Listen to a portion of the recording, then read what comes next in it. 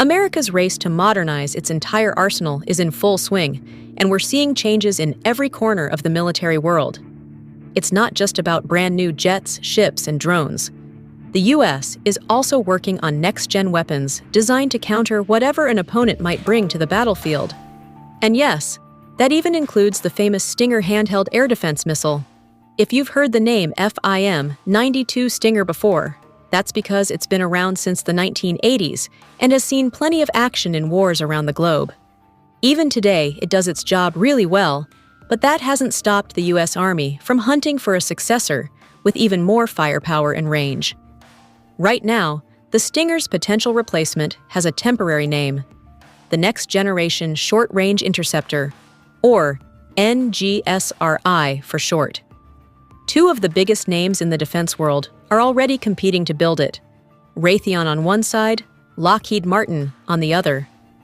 Raytheon spent much of 2025 testing its version, including brand new rocket motors promising way more reach than the classic Stinger. Lockheed Martin, on the other hand, just stepped into the spotlight by announcing the successful first flight test of its design. Lockheed's missile was tested at the White Sands Missile Range in New Mexico, though they didn't say exactly when it happened. The goal was to prove the missile's performance and show that its key subsystems are ready for prime time.